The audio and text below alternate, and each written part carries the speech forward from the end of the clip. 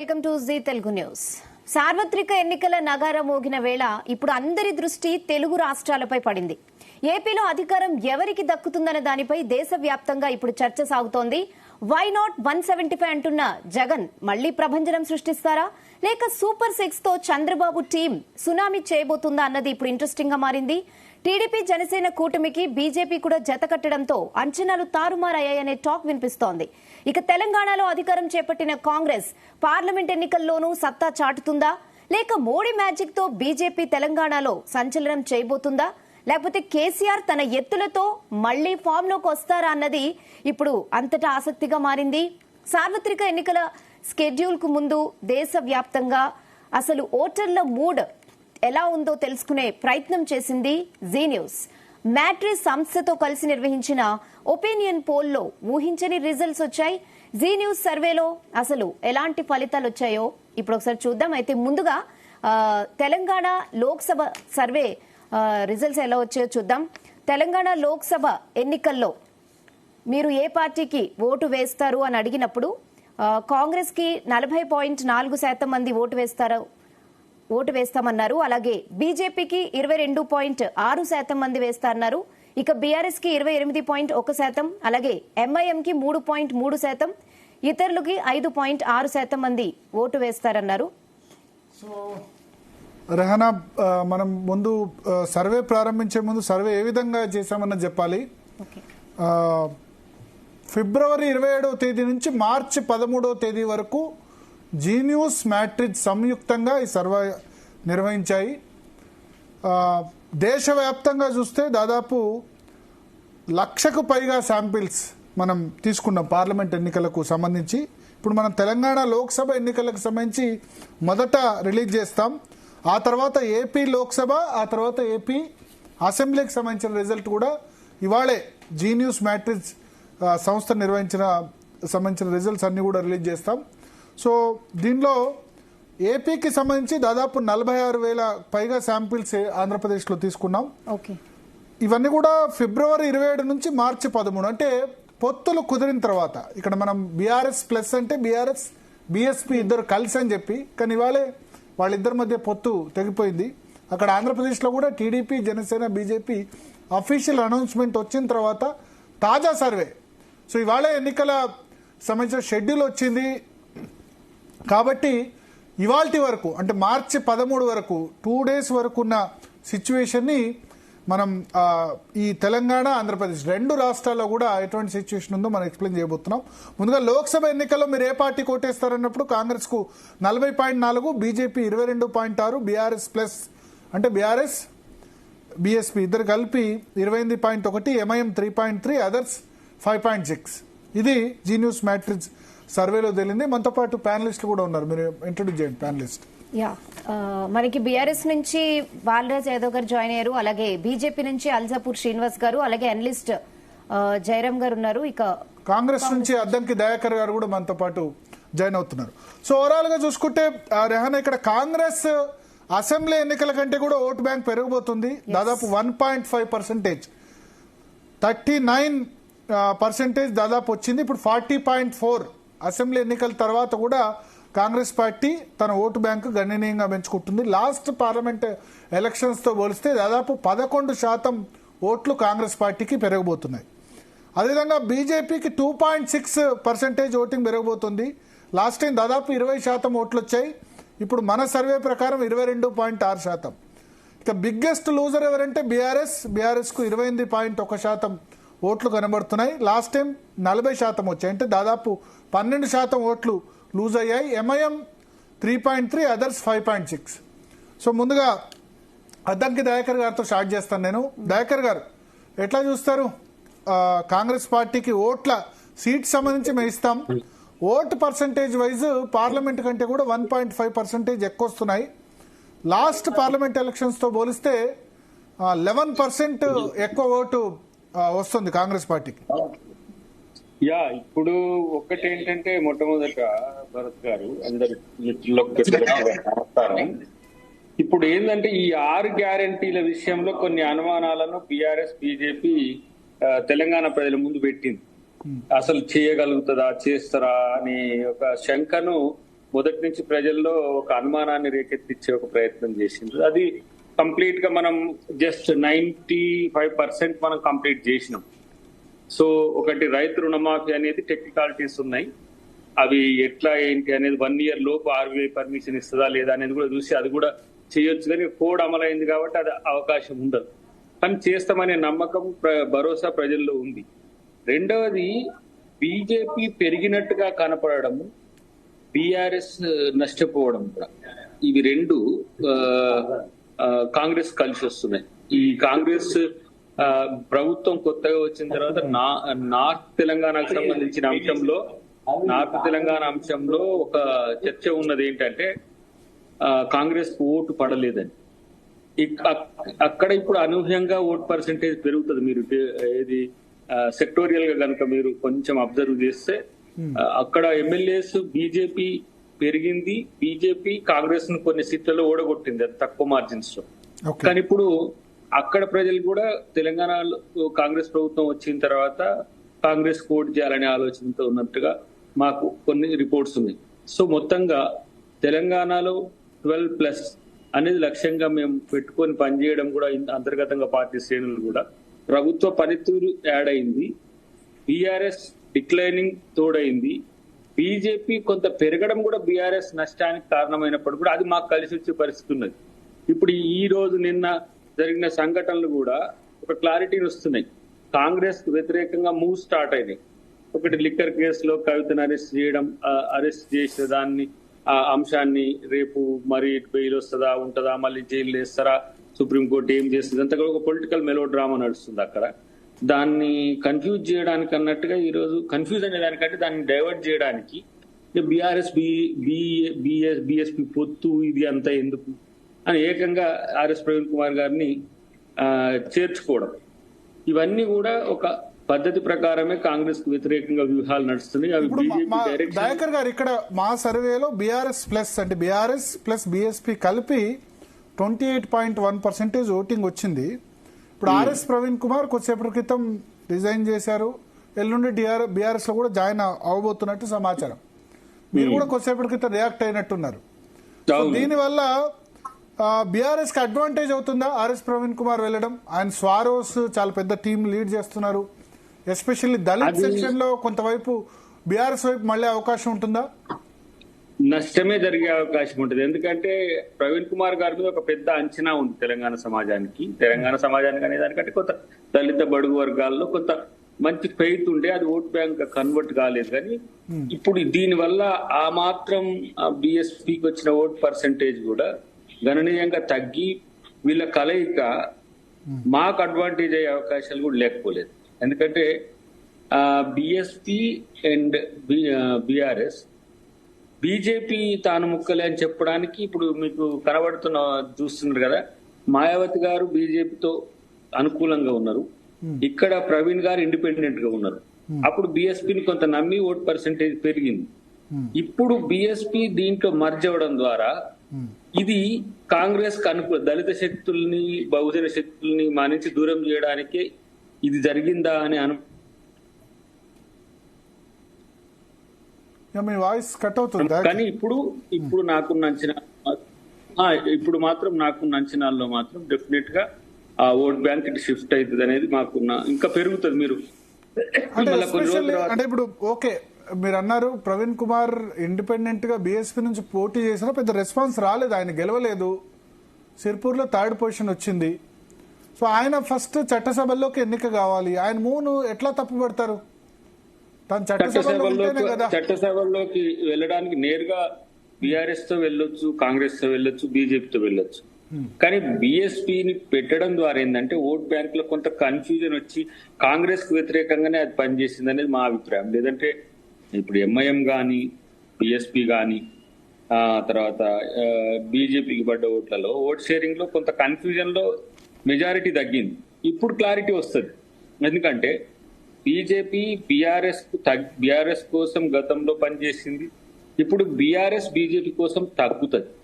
ఈ క్రమంలో వీరు మన ప్రవీణ్ కుమార్ గారు బీఆర్ఎస్ తో పోవడం అనేది ఒక పద్ధతి ప్రకారం కాంగ్రెస్ కు వ్యతిరేకంగా ఈ శక్తులన్నీ ఏమంటారు తెలియని విధంగా సహకరించుకుంటున్నాయనేది కూడా వస్తుంది.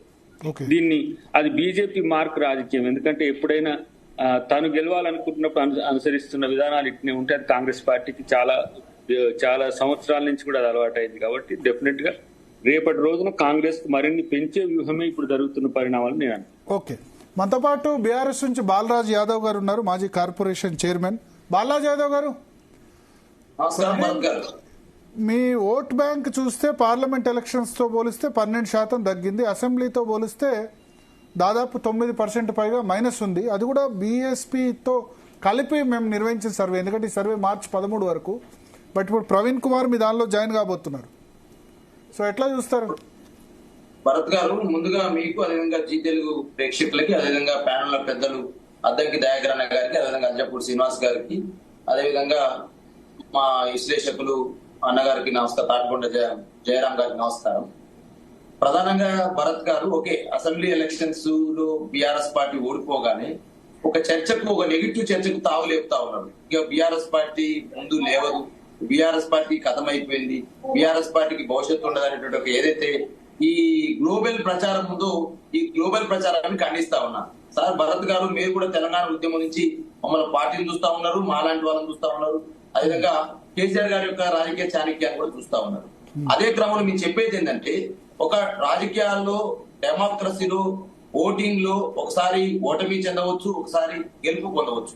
అయినంత మాత్రం రాజకీయ పార్టీలే కథమైతే కేసీఆర్ గారి నాయకత్వమే ఉండదనేటువంటి అయితే గ్లోబల్ ప్రచారం ఉందో దాన్ని నేను ఖండిస్తా ఉన్నా.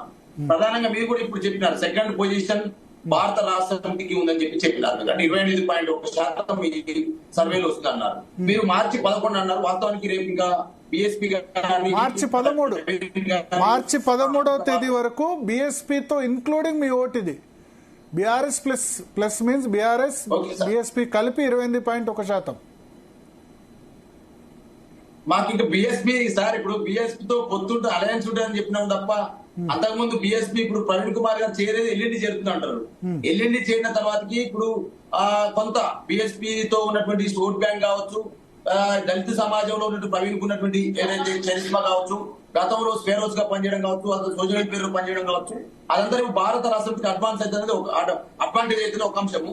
రెండో అంశం, కాంగ్రెస్ పార్టీ ఈ రోజు ఏదైతే వాళ్ళ ఎన్నికలు అయిన తర్వాత వారు కేటాయింపులు ఏదైతున్నాయి సార్, పదవుల కేటాయింపు చూస్తే సార్, ఇలా సుమారు 27-28 పదవులు కేటాయించేశారు వాళ్ళు. అది సీఎంఓలో కావచ్చు, మంత్రివర్గంలో కావచ్చు, సలహాదారులు కావచ్చు, అదే విధంగా ఈ యొక్క ఏదైతే మన నామినేటెడ్ చైర్మన్ విషయంలో కావచ్చు, అదేవిధంగా ఈ రోజు జితేందర్ గారు చేరిక తర్వాత వారు ఇచ్చిన సలహాదారులు కావచ్చు. అంటే సుమారు 28-29 పోస్టులు వీళ్ళు ప్రభుత్వం వచ్చిన తర్వాత ఈ మంత్రివర్గం నుంచి, ప్రభుత్వ సలహాదారుల నుంచి, అదే విధంగా నామినేటెడ్ చైర్మన్ల వరకు చూస్తే వీళ్ళు వన్ సైడ్ గా రేవంత్ రెడ్డి గారి యొక్క గుంపుని, రేవంత్ రెడ్డి గారి అంచర గలాలని, రేవంత్ రెడ్డి గారు ఆయన ముఖ్యమంత్రి అయినప్పుడు ఆయన అంచరగానే ఉండకపోతే ఇంకెవరు ఉంటారు? ముఖ్యమంత్రి ఆయన కాబట్టి ఆయన అంచరగానే ఉంటారు, ఇంకెవరు ఉంటారు? కాంగ్రెస్ గవర్నమెంట్. ఒకటి సరే, మనం జనరల్ డిస్కషన్ కాదు బాలరాజ్ గారు. ఒకటి ఏంటంటే 10% ఓటు అసెంబ్లీతో పోలిస్తే తగ్గుతోంది 3 months లో.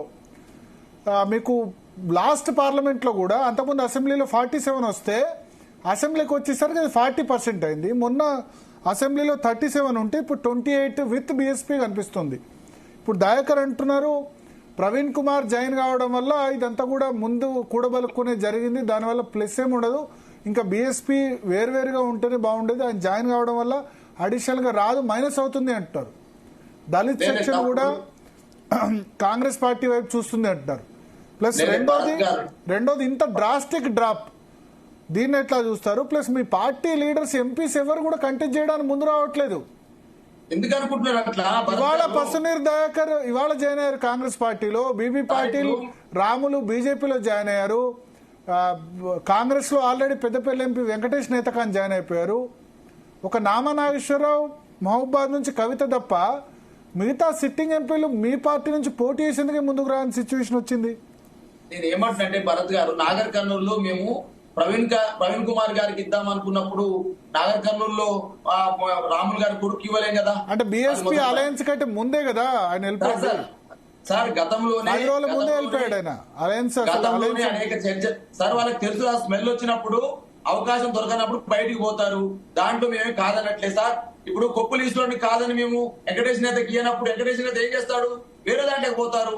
కడియం కావ్యకి ఇచ్చినాం మేము సార్, కడియం కావ్య దొరికినప్పుడు బస్సులు దగ్గర దొరకలేదు కాబట్టి వేరే పార్టీలకు పోయినారు.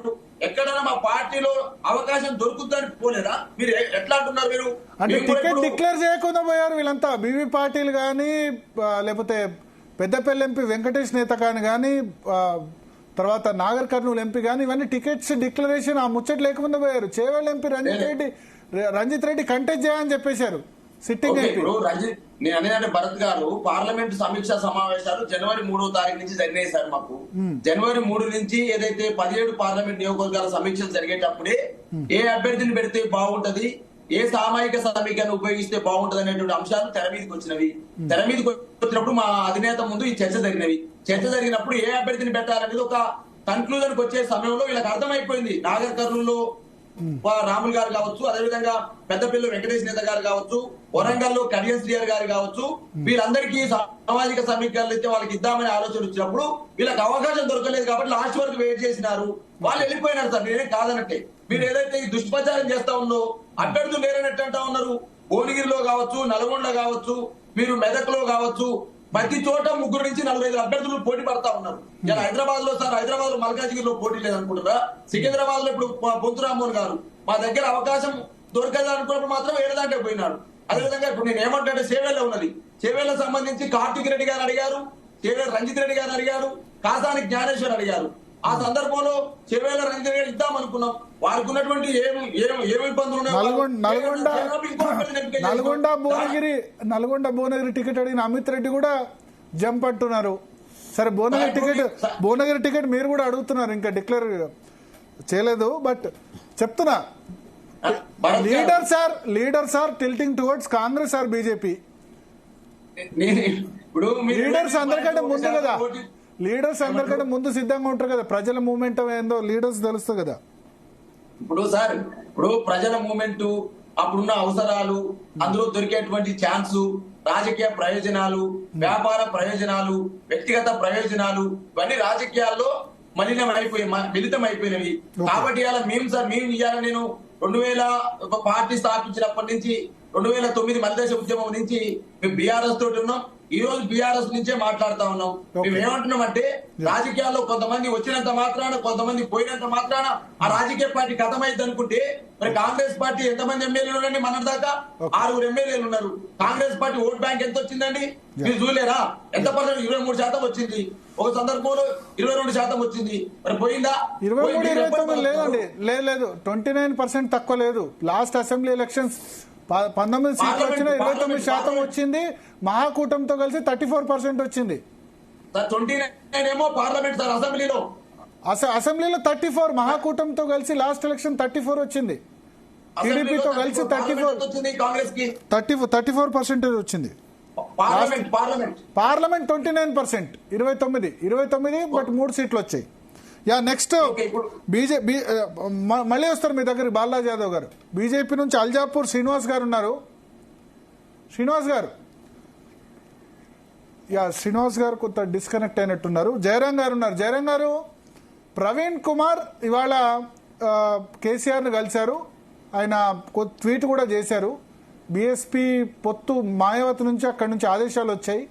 ఈ హైదరాబాద్, నాగర్ కర్నూలు ఈ 2 సీట్లకు మనం ఒప్పుకోం, ఇంత తక్కువ సీట్లకు ఒప్పుకోం, ఇంకెక్కువ సీట్లు కావాలి, వేరే సీట్లు కావాలని వాళ్ళు కోరారు. అది అనౌన్స్ చేయమన్నారు. ఇన్సైడ్గా జరిగింది అది. ప్రవీణ్ కుమార్ని అనౌన్స్ చేయమంటే ఆయన చేయకుండా రిజైన్ చేశారు. కేసీఆర్తో సమావేశమయ్యారు. సో ఈ డెవలప్మెంట్ ఎవరికి ఫెచ్చింగ్? ప్రవీణ్ కుమార్ టీఆర్ఎస్లో కలవడం వల్ల బీఆర్ఎస్కి అడ్వాంటేజ్ అవుతుందా?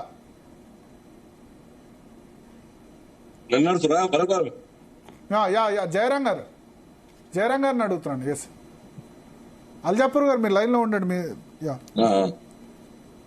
జయరాం గారు అన్మ్యూట్ చేసి మాట్లాడండి. భరత్ గారు, మీకు ప్యానెల్లో ఉన్న మిత్రులకు, జీ న్యూస్ ప్రేక్షకులకు నమస్కారాలు.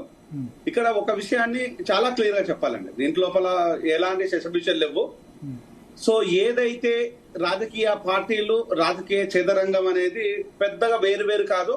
ఎవరైనా ఈక్వలే. ఇక్కడ అక్కడ ఐఏఎస్లైనా, ఐపీఎస్లైనా, చదువు వచ్చినా చదువు రాకున్నా రాజకీయాల ముందు ఎవరైనా దాసోహం పడాల్సిందే అనే దాన్ని మరొకసారి చాలా క్లియర్ గా కనిపిస్తుంది. అంటే బాబాసాహెబ్ అంబేద్కర్, నేను ప్రవీణ్ కుమార్ మాటలలో చెప్పాలన్నా కూడా, ప్రవీణ్ సంబంధించిన విషయాలలో, స్వేరో సంబంధించిన విషయాల్లో ఏం చెప్పాలన్నా కూడా, సో ప్రవీణ్ నాకు మంచి మిత్రుడు, అందులో డౌట్ ఏం లేదు. మేమిద్దరం గత 30 సంవత్సరాల నుంచి మంచి క్లోజ్ ఫ్రెండ్స్ మీ. నేను ఒక మెడికల్ డాక్టర్ని, తను ఒక వెటర్నరీ డాక్టర్ నుంచి కూడా మేము మంచి ఫ్రెండ్స్ మీ. సో నాకు ఎలాంటి చేసే విషయాలు ఏమి లేవు. ఇక్కడ జరుగుతున్న విషయాలు ఏంటంటే, ప్రవీణ్ మీద ఇప్పటి వరకు కొంత రెస్పెక్ట్ ఉండేది. దళిత సామాజిక వర్గమే కాదు, ఎస్సీ ఎస్టీ బీసీ మైనారిటీ బిడ్డలలో కూడా ప్రవీణ్ ఒక సెక్రటరీ, సోషల్ వెల్ఫేర్ సెక్రటరీగా ఉన్నప్పుడు తను చేసిన విధానాలు కావచ్చు, అక్కడ ఉండే ఎడ్యుకేషన్ పరమైన అంశాల లోపల స్వేరోస్ ను క్రియేట్ చేసేసి స్వేరోస్ ద్వారా ఇంకా అనేక అంశాలను ప్రజల ముందు పెట్టేసిన దానికి కొంత తోడ్పడ్డాడు. అలా వేరే కన్ఫ్యూజన్ లేదు. కానీ ఆ విషయాన్ని తను ఎక్కువగా ఊహించుకున్నాడేమో తెలియదు, కానీ ఏకంగా సీఎంఏ అవుతాననే ఉద్దేశంతో తను పోయి ఉద్యోగానికి రిజైన్ చేశాను, నేను త్యాగం చేసినాను అని చెప్పుకుంటూ వచ్చేసాడు. అక్కడ కూడా ఎలాంటి డిస్ప్యూట్ లేదు. త్యాగం చేశాడా, రిజైన్ చేశాడా అంశం పక్కన పెట్టేస్తే, ఇక్కడ అనేక మంది రాజకీయ నాయకులు కొంతవరకు ఈ ఇబ్బందులు ఉన్నా కూడా, ఈయన చెప్పేది అబద్ధము నిజం కాదు అనుకున్నా కూడా, ఎక్కడ ప్రవీణ్ కు ఇబ్బంది కలగకుండా దీంట్లో మనము అప్రిషియేట్ చేయాల్సింది రేవంత్ రెడ్డిని. నేను ఒక ఎగ్జాంపుల్ చెప్తాను. ఎక్కడైతే మన కోమటిరెడ్డి రాజశేఖర రెడ్డి బై ఎలక్షన్ విషయం లోపల ఆయన చేసినప్పుడు అక్కడ రేవంత్ రెడ్డి వచ్చిన రోజే ప్రవీణ్ వచ్చాడు. అప్పుడు రేవంత్ వచ్చేసి సార్ బాగున్నారా అని పలకరించాడు. సో ప్రవీణ్ కూడా దానికి రెస్పాండ్ అయ్యిండు. చేసినా కూడా చాలా గౌరవంగా ఇద్దరు మాట్లాడుకున్నారు. అక్కడ చాలా ఉన్నతంగా ఉంది. అంటే అది ప్రజల కోసం మాట్లాడే విధానంలో కానీ, ఎక్స్పెక్ట్ చేసే విధానంలో కూడా ఎక్కడ ఎలాంటి ఇబ్బందులు లేవు, ఎక్కడ ఏ విధంగా లేదు. రేవంత్ అంత ఉన్నతంగా రిసీవ్ చేసుకున్నాడు. కానీ ప్రవీణ్ చుట్టూ ఉండే వ్యక్తులు, నా సోదరులు, ఇంకొంతమంది మిత్రులు అంతా ఏం చేశారంటే ఎక్కువగా ఊహల్లోకి వెళ్ళిపోయి ఏకంగా సీఎం ప్రవీణ్ అని నినాదాలు చేశాను. సరే, అది సీఎం అవుతే బాగానే ఉంటుంది, కాకపోయినా కూడా ఇంకా బాగుంటుంది. కాంశీరామ్ గారు ఫస్ట్ ఓడగొట్టు గెలువు అనే దాన్ని, నినాదాన్ని దాన్ని ఇంప్లిమెంట్ చేసి అనుకుందాం. అంటే ఈ రోజు ఆ నినాదం కాస్త, కాంశీరామ్ నినాదం కాస్త ఎక్కడికి పోయింది? నేను మొన్న నన్ను అనేక మంది అడిగారు, ప్రవీణ్ నీకు మంచి మిత్రుడు కదా, ప్రవీణ్ ఇట్లా ఇచ్చింది కదా. దానిపైన కామెంట్ ఏంటంటే, రాజకీయ పార్టీల లోపల ఎవరితో జత కట్టవచ్చు, అది కాంశీరామ్ గారి సిద్ధాంతము. ప్రవీణ్ కూడా ఈరోజు జత కట్టడంలో తప్పులేదు, ఏ పార్టీతో కలిసిపోవచ్చు. సో మీరు ఈ పర్సెంటేజ్ ఎట్లా అనాలిసిస్ చేస్తారు? మా సర్వేలో వచ్చిన మా సర్వేలో వచ్చిన పర్సెంటేజ్ ఎట్లా అనాలిసిస్ చేస్తారు?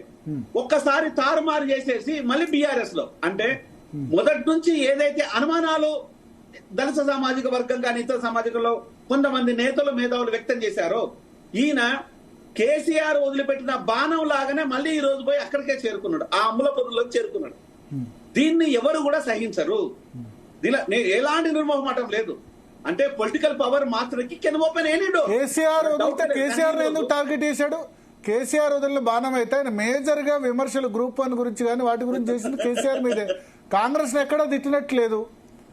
కేసీఆర్ వదిలిన బాణం అయితే కాంగ్రెస్ లో వాళ్ళ ఓటు చేయాలి కదా. దానికి నేను ఇప్పుడు ఆన్సర్ చెప్పాల్సింది ఒకటే, దళిత సామాజిక వర్గానికి ప్రవీణ్ కు నేను మాట్లాడే ప్రతి మాట ప్రవీణ్ కూడా ఆన్సర్ చెప్పదలుచుకున్నాను. సో మిగతా తెలంగాణ ప్రజలకు కూడా ఆన్సర్ చెప్పదలుచుకున్నాను. ఎందుకంటే నేను మాట్లాడే ప్రతి మాట దాని ఇంపాక్ట్ ఉంటుంది కాబట్టి.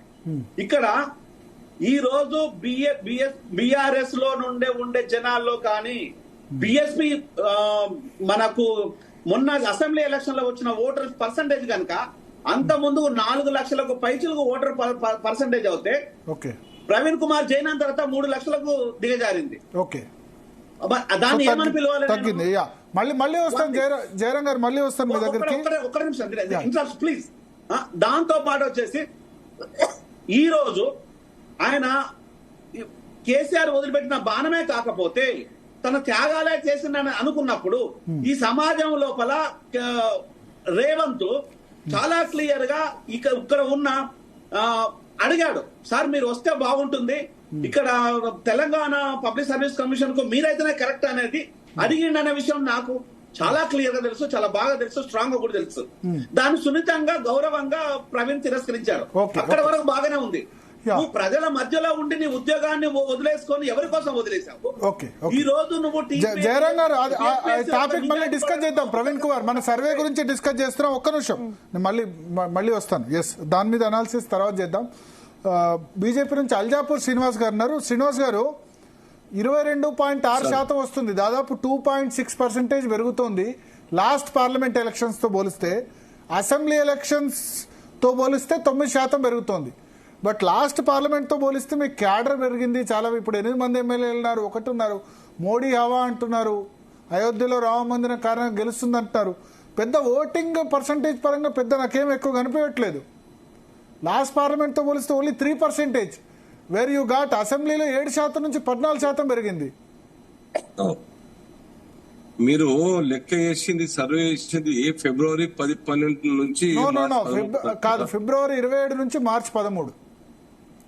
అంటే ఈ ఒక 15-16 రోజులు ఈ మధ్య 2 రోజుల క్రితం వరకు చేశాం సర్వే, 2 days బ్యాక్ వరకు చేశాం.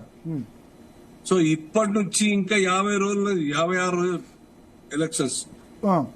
మీరు ఇప్పుడు డిక్లైనింగ్ చాలా అయింది. నిన్నటిదాకా బీఆర్ఎస్ ఏం లేకుండే, వారం రోజు డిక్లైన్ చాలా అయింది.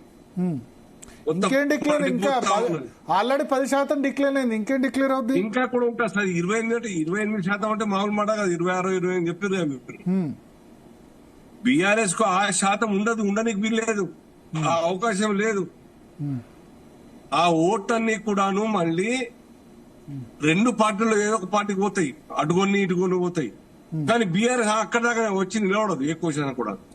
రెండవది, ఇంకా 56 రోజుల్లో మిత్రుడు దయాకర్ గారు చెప్పారు 95% మేము అమలు చేస్తామని చెప్పేసి. అంటే కొబ్బరికాయ కొడితే అమలు చేసినట్ట. మొన్న 11వ తారీఖు నాడు 11th నాడు భద్రాచలంలో డబుల్ ఆ ఇండ్ల నిర్మాణం కోసం ఇంద్రమ ఇండ్లు అని చెప్పేసి పూజ కొడితే అయినట్ట. ఓకే, సో ఇది అంటే 6 గ్యారంటీల మీద తీర్పు కాదు కదా పార్లమెంటు. అక్కడ ప్రధానమంత్రి మోడీ అవుతాడా, రాహుల్ గాంధీ అవుతాడా? చేస్తున్నారు కదా, ఇంకా మాకు పెరిగే అవకాశం ఉన్నది అని చెప్తున్నారు, క్లెయిమ్ చేస్తున్నారు కదా. మేము 6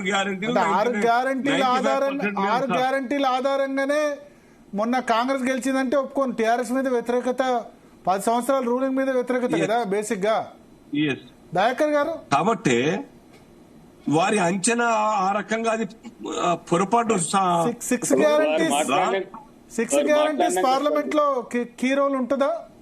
6 గ్యారంటీస్ ఆధారంగా ఓటింగ్ ఉంటుందా?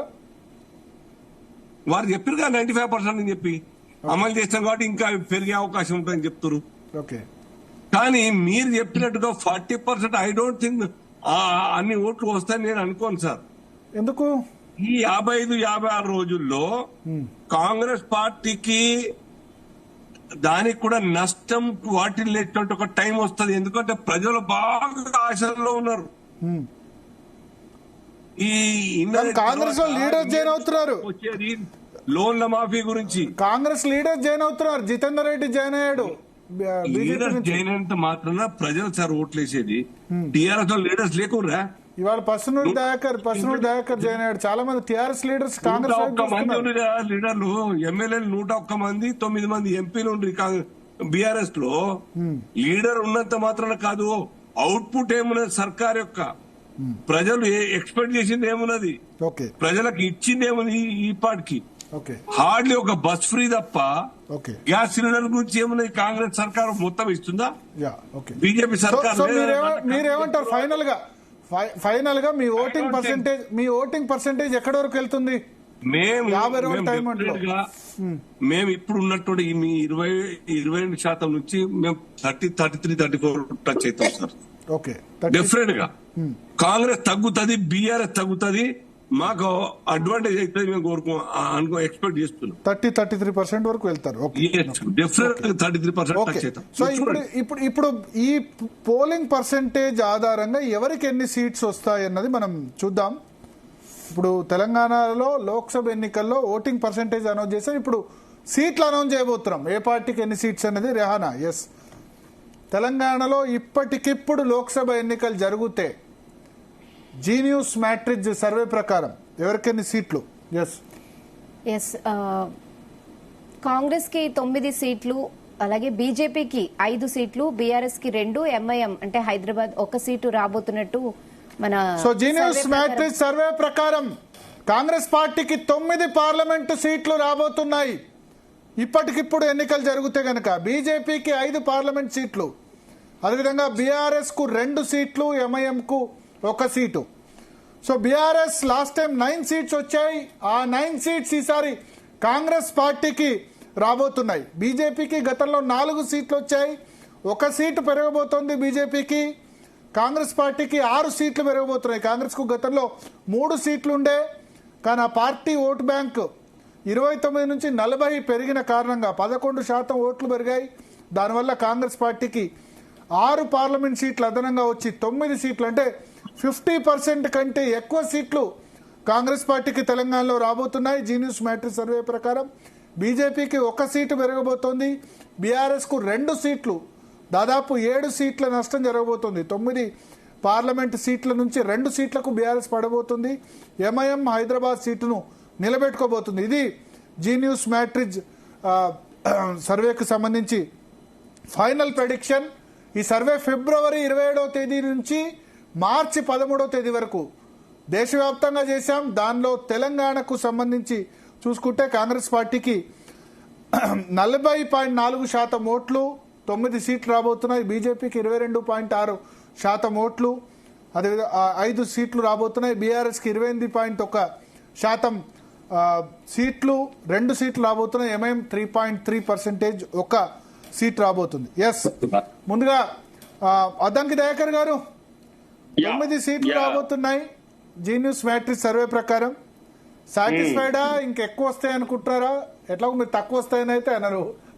నేను మా అంచనా అయితే 12+ ఉన్నాయి.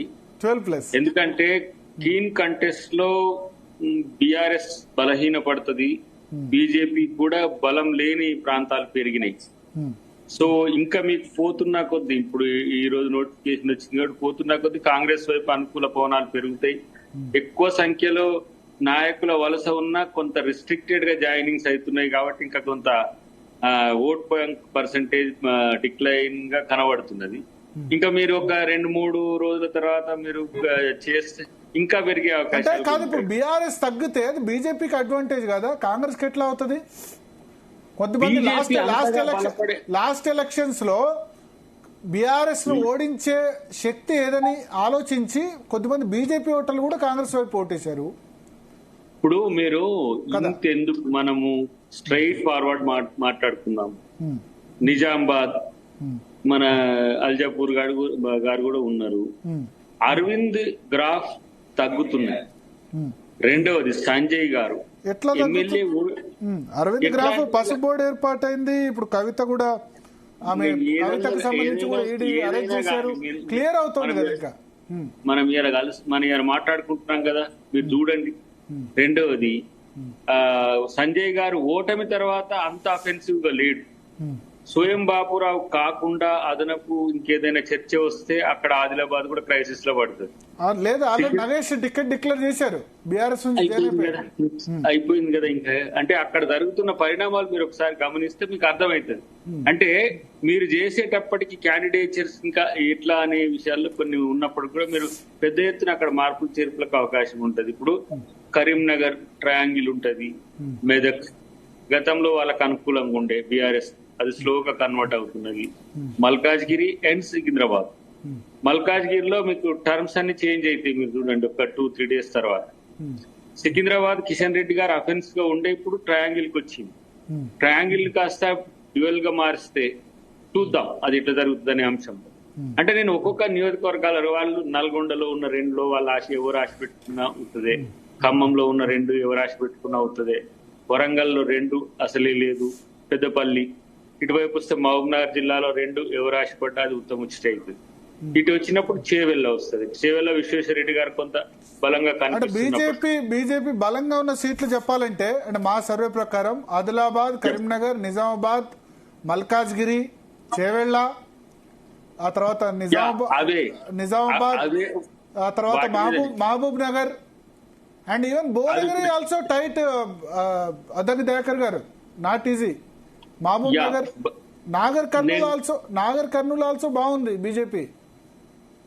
అది మీకు అంటే పోటీలో ఉంది. నేను బాగుంది అంటే పోటీలో ఉంది కాంగ్రెస్. దట్స్ వాట్ నేను కానీ keen my party studies different. అంటే నేను చాలా లోతుగా పోయినాక చెప్తున్నా మీకు ఇది. ఇప్పుడు నేను ఎందుకు బీజేపీ అభ్యర్థుల మీదనే చర్చ పెట్టిందంటే వాళ్ళు గెలిచిన గతంలో 4 మీదనే ఉన్న కాంట్రాను అర్థం చేసుకుంటారు అనేది అంతే. మీరు రేపటి రోజున టర్మ్స్ మారుతున్నాయి, మాకు అనుకూలంగా వస్తున్నాయని శ్రీనివాస్ గారు చెప్పొచ్చు, ఏదైనా చెప్పొచ్చు. వేగంగా పడిపోతున్న బీఆర్ఎస్ ను కాపాడే క్రమంలో బీజేపీ చేస్తున్న ఎత్తుగడలు కూడా మాకు కలిసి వస్తాయి అన్న. ఇప్పుడు కవిత అరెస్ట్ వల్ల కాంగ్రెస్ కి ఎట్లా అడ్వాంటేజ్ అవుద్ది? బీజేపీకి అడ్వాంటేజ్ కదా. బీజేపీకి బీఆర్ఎస్ కు సంబంధం లేదు అని ప్రూవ్ చేసుకోవడంలో బాగానే వాళ్ళు అరెస్ట్ చేశారు. అది నిర్వివాదాంశం. ఇంత అజ్ఞానుల ఓటర్లు ఇట్లా చూపియాలి. 2+5 7 days లో వస్తుంది ఆమె. ఇదంతా పొలిటికల్ డ్రామా, మేము ఒకటి కాదని చెప్పడానికి చేసింది కాదా. అది ఎందుకు ప్రతి చిన్న పిల్లగాని కూడా అర్థమైంది. దాన్ని ఓ పెద్ద భూతత్వంలో అరెస్ట్ కూడా డ్రామానేనా? అరెస్ట్ కూడా చేయించుకుంటారా? That what I'm telling. మీరు ఇప్పుడు ట్రోల్ అవుతున్నది మీ టీవీ ఫాలో కావట్లేదా ఏమో మరి. 2+5 అని చెప్పి కవిత గారి చేతులు చూపించేది చూడండి మీరు. 7 days లో నేను వస్తున్నా అని చెప్పింది అప్పుడే ఇండికేషన్. ఎప్పుడు? అరెస్ట్ అప్పుడు, ఇప్పుడు కాదు. సో మీరు ఆ మాత్రం కనీసం ఎందుకు లేదండి? వారం రోజుల్లో కోర్టు కూడా బెయిల్ రిజెక్ట్ చేసింది, రిమాండ్ కి ఇచ్చేసింది. ఇవాళ రిమాండ్ కి ఇచ్చింది, 7 days లో బయటకు వస్తున్నది. కాదు దయాకర్ గారు, లిక్కర్ స్కామ్ లో ఎవరు బయటికి రాలేదు. మనీష్ సిసోడియా అరెస్ట్ అయ్యి దాదాపు సంవత్సరం అవుతుంది. వస్తుంది ఇక్కడ చూడండి. ఇది అందుకనే ఒకవేళ మీరు భరత్ గారు మీరు ఢిల్లీలో కూడా పనిచేసింది కాబట్టి నేను ఒక మాట అంట. లెఫ్టినెంట్ గవర్నర్ అంటే ఎటు పోయిండు ఈ కేసులో చెప్పండి నాకు. లెఫ్టినెంట్ గవర్నర్ ను ఎక్స్పెల్ చేసిండ్రు అంటే పక్కన పెట్టిండ్రు అంటే మర్డర్ చేసి ఆయన ఉద్యోగం నుంచి తీసేస్తే శిక్ష ఉండదా? ఇట్లా ఆయనే కదా అపెక్స్ అథారిటీ. ఎక్కడ ఉన్నాడు? లిక్కర్ స్కామ్ లేదంటారా? లిక్కర్ స్కామే లేదంటారా? స్కామ్ తన రాజకీయ అవసరాలకు అనుకూలంగా వాడుకుంటుండ్రు వాళ్ళు. అక్కడ జగన్ కంట్రోల్లోకి తీసుకుండ్రు. ఎప్పుడైతే ఇక్కడ కవిత దొరికిందో అప్పటి నుంచి టీఆర్ఎస్ పతనం స్టార్ట్ అయింది. మీరు చూడండి, గతంలో లేదు. వాళ్ళు ఏం చెప్తే అది చేసిండ్రు. ఎమ్మెల్యేలు మాకు, ఎమ్మెల్యేలు మీకు, ఎంపీలు మాకు అని చెప్పి అదే ఉడంబడిక కదా ఇప్పుడు వాళ్ళిద్దరిని నష్టం చేసేది. ఇప్పుడు చేయలేదు, కవిత చేయలేదు కాబట్టి మనకు సీట్లు పెరగలేదు, మేము ఓడిపోయినాం సార్ అని చెప్పి అంటే ఇప్పుడు ఈ టైంలో చేస్తే కూడా ఈ రోజు నోటిఫికేషన్ పెట్టుకొని నిన్న చేస్తే కూడా ఇది ఊరికే అర్థం కావట్లేదు మనకు. కాబట్టి ఇవన్నీ కూడా కొన్ని అది ఎవరి సలహాలు, అది పీకేనా ఇంకెవరి అనే విషయం నాకు తెలియదు. కానీ చాలా ప్లానెడ్ కాన్స్పిరసీ, ప్లానెడ్ డ్రామా నడిచింది. బట్ ప్రజలు చాలా తెలివిగా ఉంటారు. ఇంకా అందుకని దీని తర్వాత మీరు అనుకుంటున్న 9 నుంచి +3 కలుపుతున్నా నేను. 3-12+ ఎందుకు అంటున్నా అంటే నమ్మితే మీరు అన్నట్టుగా మీ సర్వేనే కావచ్చు, కానీ నమ్మే అవకాశాలు ఉండాలి కదా. ఇలా బీజేపీని ఈ రాష్ట్రంలో ఎందుకు నమ్మాలి, ఏం చేసిందని అల్జాపూర్ గారు రెస్పాండ్. రాబోయే 50 రోజుల్లో ఖచ్చితంగా కాంగ్రెస్ పెరుగుతుంది ఒకటి. రెండవది కవితను అరెస్ట్ చేయడం ద్వారా మైలేజ్ రాదు. దీన్ని పబ్లిక్ అందరూ తెలుసు. ఈ రెండు పార్టీలు అండర్స్టాండింగ్ లో ఉన్నాయని అంటున్నారు ఆయన. ఇప్పుడు లాస్ట్ అసెంబ్లీ ఎలక్షన్స్ అందరం కూడా చూస్తాం. మన ఎక్స్పీరియన్స్ అయింది. బీజేపీ బీఆర్ఎస్ కలిసి పోటీ చేస్తాయా లేకుంటే వాళ్ళని బీజేపీ ఓడించిందా చూస్తాం కదా. మనం కేసీఆర్ నే ఓడించినాం పోటీ చేసి. సో ఇది కాలమే చెప్తుంది. ఇంకొక నెల రోజుల్లో సీన్ మారుతుంది. ఎట్టయితే ఇంకా బాగా బీజేపీ కాంగ్రెస్ పుంజుకుంటా చెప్పి ఎక్స్పెక్ట్ చేస్తూ మాట్లాడుతుర్రో రాబోయే కాలంలో దయాకర్ గారు, అదే రకంగా సేమ్ నేను కూడాను వైసే వరుస యాంటిసిపేట్ చేస్తున్నా. అదే వాతావరణం మారుతుంది ఇన్ ఫేవర్ ఆఫ్ బీజేపీ. బీజేపీకి అనుకూలంగా మారడానికి అనేక అంశాలు దేశ రాజకీయాల్లో కావచ్చు, రాష్ట్రంలో పరిస్థితులు కావచ్చు, రాష్ట్ర ప్రభుత్వం యొక్క ఫెయిల్యూర్నెస్ కావచ్చు, లేకుంటే మోదీ గారి ఇమేజ్ డే బై డే పెరగడం కావచ్చు, రామ మందిరం కావచ్చు, ఒక్కటి కాదు కదా. మోడీ వాడి తగ్గిందన్నా 200 వస్తున్నారు. మీరు ఒకసారి క్రాస్ చెక్ చేసుకో. బీజేపీ RSS పట్టించుకోకన్నా నువ్వు రియల్లీ తీసుకో. కాదు 230 వచ్చింది రియలిస్టిక్ గా. ఇంకా ఏం పెరగరు. పెరుగుతుంది. మూడవసారి మీరు వచ్చేది anti establishment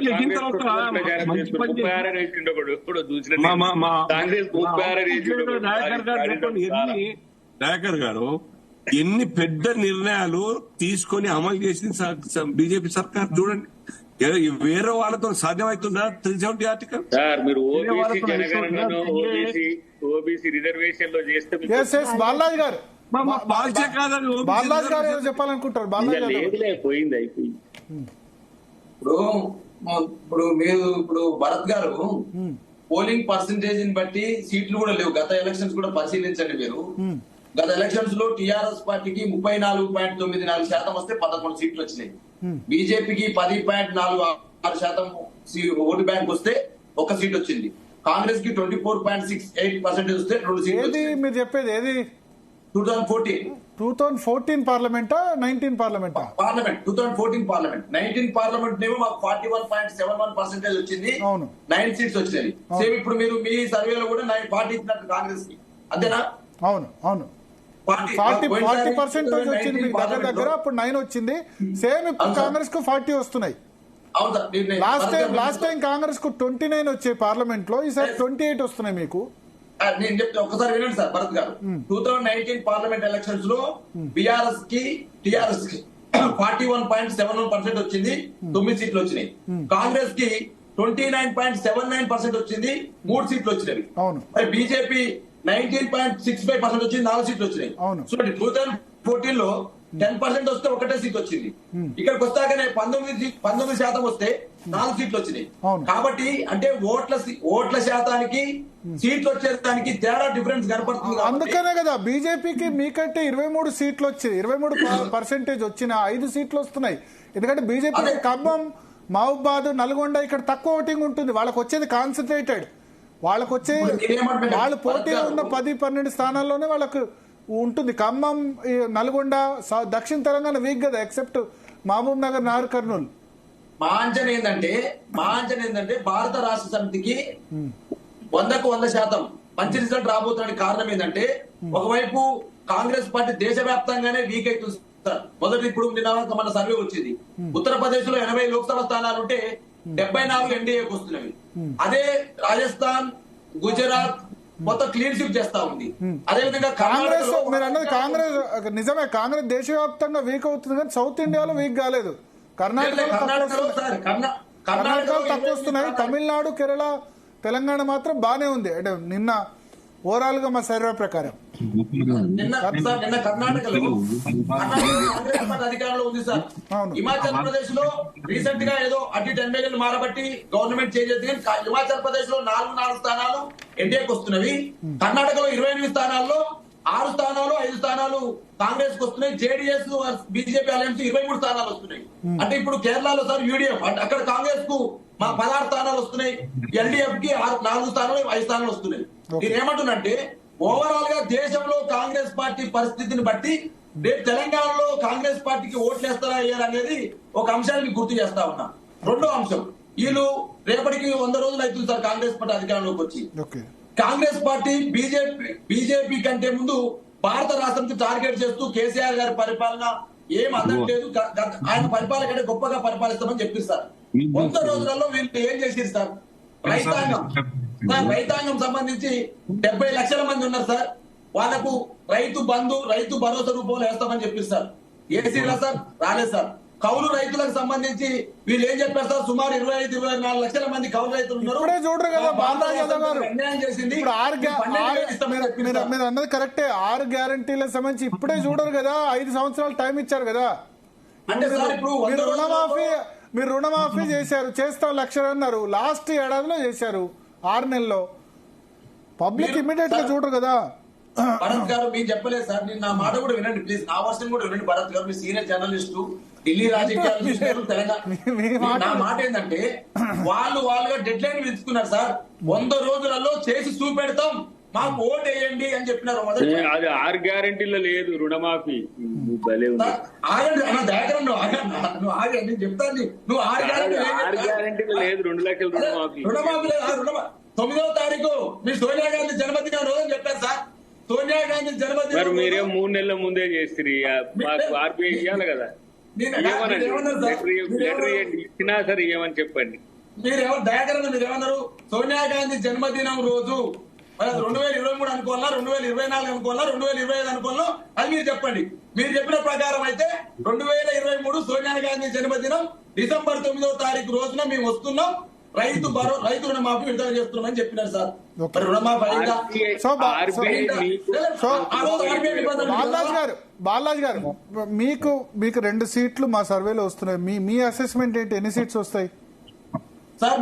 మేమేమనుకుంటున్నామంటే majority BJP versus BRS పోటీ ఉంటుందని మేము భావిస్తా ఉన్నాం. కాంగ్రెస్ పరిపాలన అనేది చాలా అంటే ఏదైతే ఈ హామీలు ఉన్నాయో అమలు చేసే అంశం విషయంలో ఈ రోజు పల్లెలలో రైతులు ఇబ్బంది పడతా ఉన్నారు. కరెంట్ లేక, నీళ్లు లేక, సాగునీరు లేక, తాగునీరు లేక మహిళలు ఇబ్బంది పడతా ఉన్నారు. అదే విధంగా ఇలా పొలాలు ఎండిపోతా ఉన్నాయి.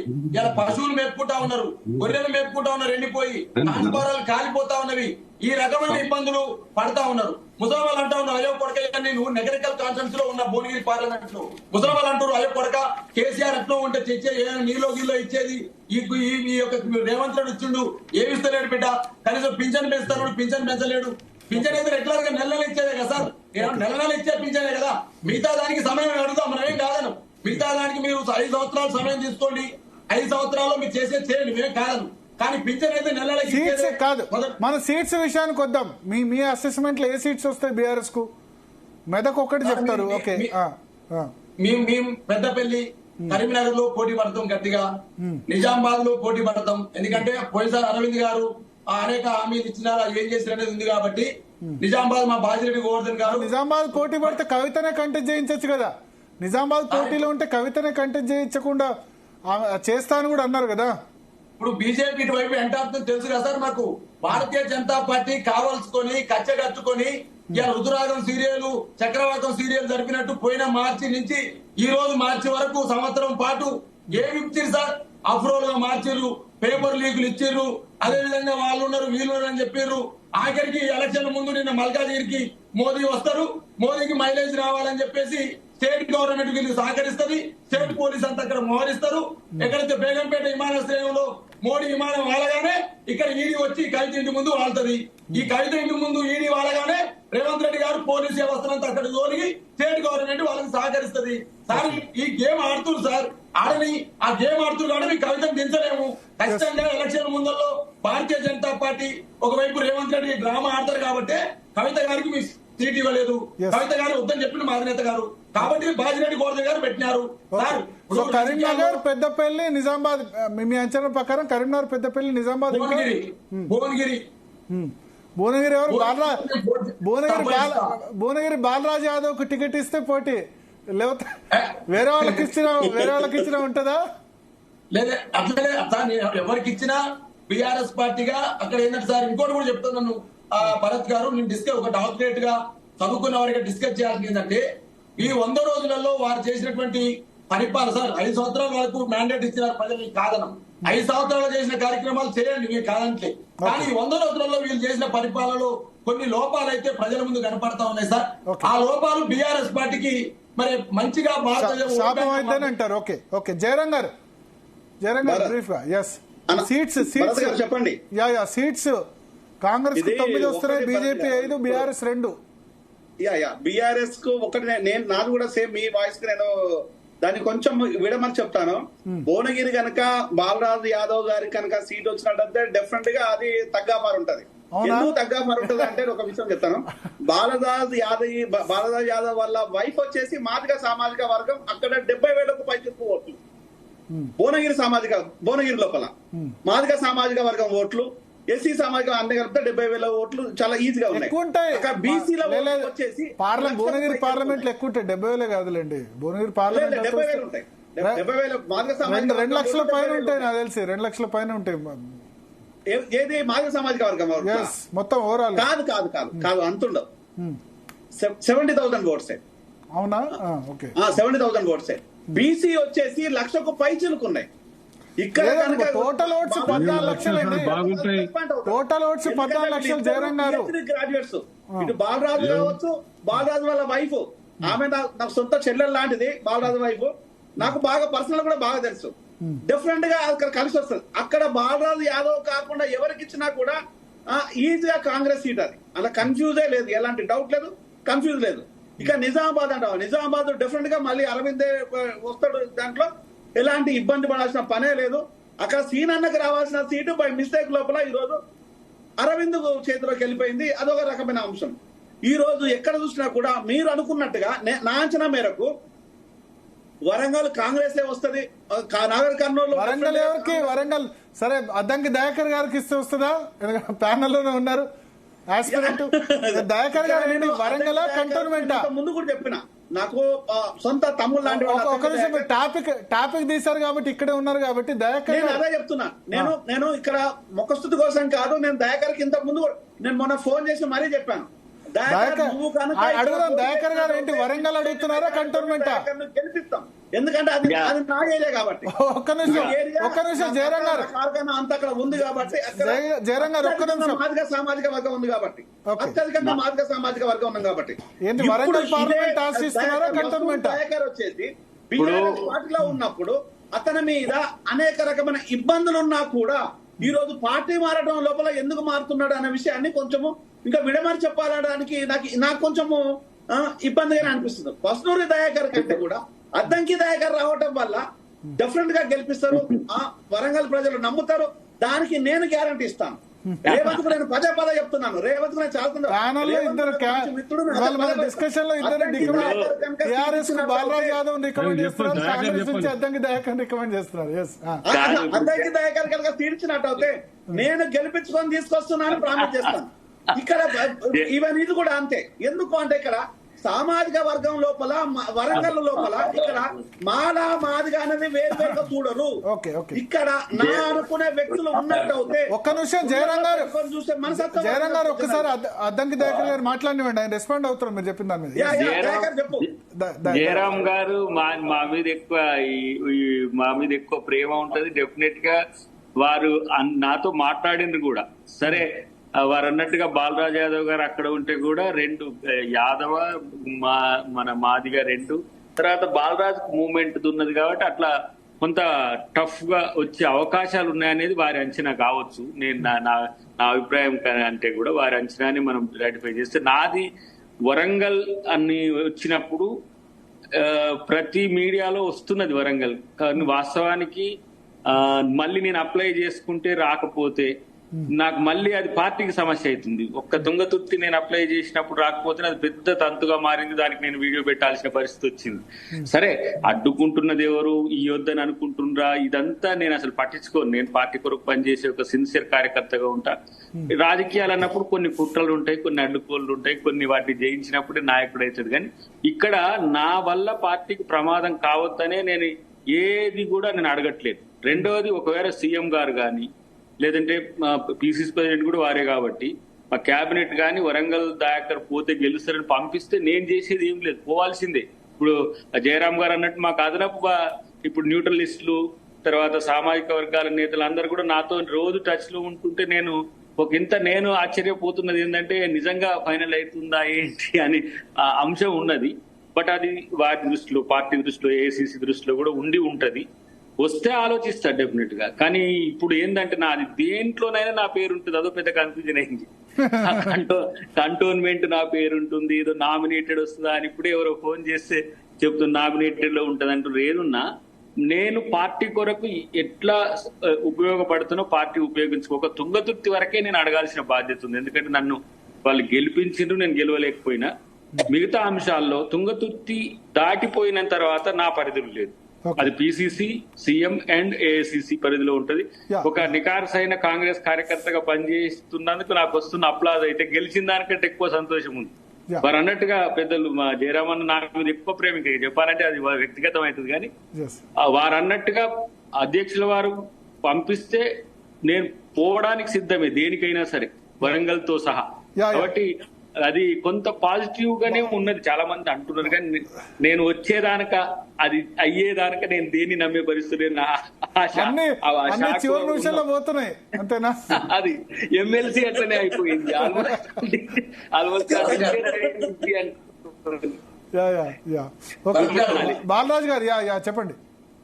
ఓకే, అద్దంకి దయాకర్ అన్నట్టు ఇంత ముందు జయరామ్ అన్న ఓకే సంతోషం, ఎందుకంటే సామాజిక కోణం నుంచి ఆయన అనేక సంవత్సరాల రాజకీయ పరిస్థితి కాబట్టి తెలంగాణ ఉద్యమంలో భాగస్వామైన మమ్మల్ని మాకు అవకాశం వస్తే పార్టీ నుంచి ఇస్తే బాగుంటదంటే అనుకోరు కూడా తప్పలేదు జయరామ్ అన్న.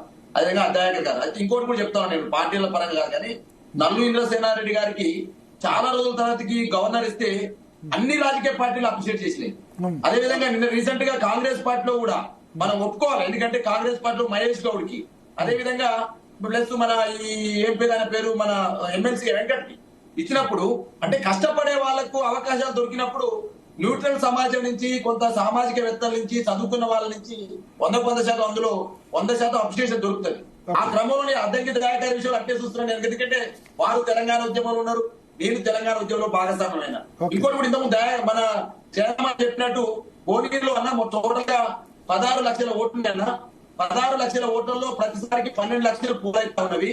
ఈ 12 లక్షలలో బీసీ ఓట్లు 9 లక్షలన్నా, అందులో గొల్లపూర్వ సామాజిక వర్గం 2,75,000 ఓట్లన్నా, మాదిగా మాల దళిత ఓట్లు 2,40,000 ఓట్లన్నా, రెడ్డి ఓట్లు 1,15,000 ఓట్లన్నా, మైనార్టీ ఓట్లు 90,000 ఓట్లన్నా, అదేవిధంగా ఎస్టీ ఓట్లు 90,000 ఓట్లన్నా. అంటే సామాజిక సమీకరణ రీత్యా చూసుకున్నా బలైన వర్గాలకు ఇవ్వాల్సిన సీటు ఇది భువనగిరి కాబట్టి దూదిమేట బాలయ్య. ఓకే, ఇక కట్ అవుతుంది బాలరాజ్ గారు. సో మొత్తానికి ఓవరాల్ గా తెలంగాణకు సంబంధించి కట్ అవుతుంది. కన్క్లూడ్ చేయండి బాలరాజ్ గారు. ఎస్, కాబట్టి సామాజిక సమీకరణ అందుకనే 2009లో కూడా భువనగిరి బీసీకి ఇచ్చినారు, 2014లో 2019లో కూడా బీసీకి ఇచ్చారు. కాబట్టి దూదిమేట బాలయ్య యాదవ్ ఒకవైపు నా భార్య మాదిగ సామాజిక వర్గం, దళిత సామాజిక వర్గం, ఇటు ఉద్యమ నేపథ్యం, వామపక్ష నేపథ్యం, ప్లస్ కులకుర్మ సామాజిక వర్గం, బీసీ సామాజిక వర్గం ఉపయోగపడతారు పార్టీకి చెప్పిన.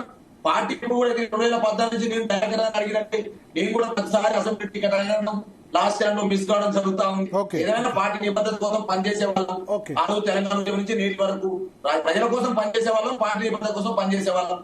జయరామ్ అన్నట్టు అవకాశం వస్తే డెఫినెట్ గా పోటీ చేస్తాం.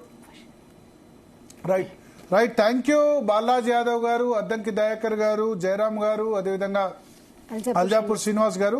మొత్తానికి జీ న్యూస్ మ్యాట్రిక్స్ సర్వే సంబంధించి చూస్తే తెలంగాణ లోక్సభ ఎన్నికల్లో మీరు ఏ పార్టీకి ఓటేస్తారన్నప్పుడు కాంగ్రెస్ పార్టీకి ఓటేస్తామని 40.4% అని చెప్పారు, బీజేపీకి ఓటేస్తామని 22.6% అని చెప్పారు, బీఆర్ఎస్ ఓటేస్తామని 28.1% మంది, ఎంఐఎం ఓటేస్తామని 3.3% అని చెప్పగా ఇతరులకు ఓటేస్తామని 5.6% మంది పేర్కొన్నారు. సో లోక్సభ సీట్లు కాంగ్రెస్ కు 9 రానున్నాయి తెలంగాణలో, బీజేపీకి 5, బీఆర్ఎస్ కు 2, ఎంఐఎం కు 1. టోటల్ 17 సీట్లో 50% సీట్స్ ఇవాళకి వాళ్ళ ఎన్నికలు జరిగితే కాంగ్రెస్ పార్టీ కైవసం చేసుకున్నది. అంటే భరత్, ఇప్పుడు మనం అంటే మీరు చూసారు, అన్ని పార్టీల వాళ్ళతో మాట్లాడారు, ఇప్పటివరకు అనాలిసిస్ చేశారు మన సర్వే ప్రకారం.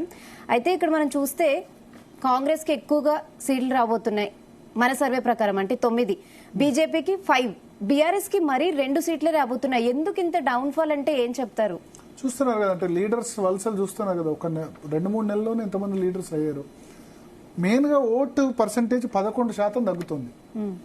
బికాస్ మనం ఏమంటారంటే ఓడలు బండ్లు అవుతాయి, బండ్లు ఓడలు అవుతాయి అంటారు కదా. సో అధికారంలో ఉన్నంత వరకు చాలా స్ట్రాంగ్ గా కనిపిస్తారు, అధికారం కోల్పోయినంత కాలం, కోల్పోయిన తర్వాత మోరల్ గా కూడా ఇప్పుడు 9 మంది సిట్టింగ్ ఎంపీలు ఉంటే దానిలో 2 మాత్రమే మళ్ళీ కంటెస్ట్ చేస్తున్నారు, మిగతా 7 కంటెస్ట్ చేయలేని సిచ్యువేషన్ వచ్చింది. మేము పోటీ చేయం ఒకటి. రెండోది ఇది నేషనల్ ఎలక్షన్, స్టేట్ ఎలక్షన్ అయితే బీఆర్ఎస్ ఇంత ఓటు పర్సంటేజ్ పడిపోదు. జాతీయ స్థాయిలో అక్కడ పోటీ పడుతుంది, నరేంద్ర మోడీ ప్రధాన, రాహుల్ గాంధీ ప్రధాన అంటారు. టీఆర్ఎస్ కనుక ఇక్కడ పవర్ లోకి వచ్చి ఉండి బీఆర్ఎస్ అయితే వేరే సంగతి.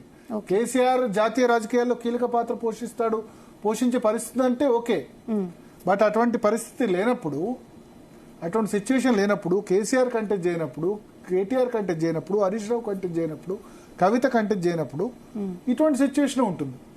సో నేషనల్ ఎలక్షన్ లో నేరేటివ్ వేరే ఉంటుంది. అందుకని లాస్ట్ టైం కేసీఆర్ చాలా తెలివిగా ముందస్తు ఎన్నికలకు పోయారు. ముందస్తు ఎన్నికలకు పోవడం వల్ల అసెంబ్లీలో 47% ఓటింగ్ వచ్చింది. పార్లమెంట్కి వచ్చేసరికి అధికారంలో ఉండి కూడా 7% తగ్గింది. సో ఇప్పుడు అధికారంలో లేనప్పుడు డెఫినెట్ గా తగ్గుతుంది. 37% నుంచి ఇప్పుడు 28కి వచ్చింది. ఇంకా కూడా డౌన్ ఫాల్ రావచ్చు, మనం ఆశ్చర్యపడనక్కర్లేదు. సో ఆబ్వియస్లీ సీట్స్ లో అది రిఫ్లెక్ట్ అవుతుంది.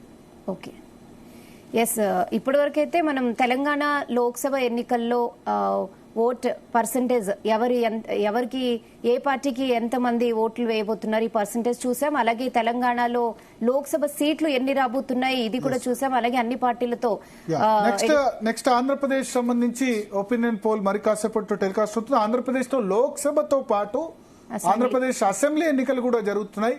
హోరాహోరీ పోరున్నట్టు జీ న్యూస్ మ్యాట్రిక్స్ సర్వేలో తేలుతోంది. ఎగ్జాక్ట్ రిజల్ట్ ఏందో మరి కాసేపట్లో చూద్దాం.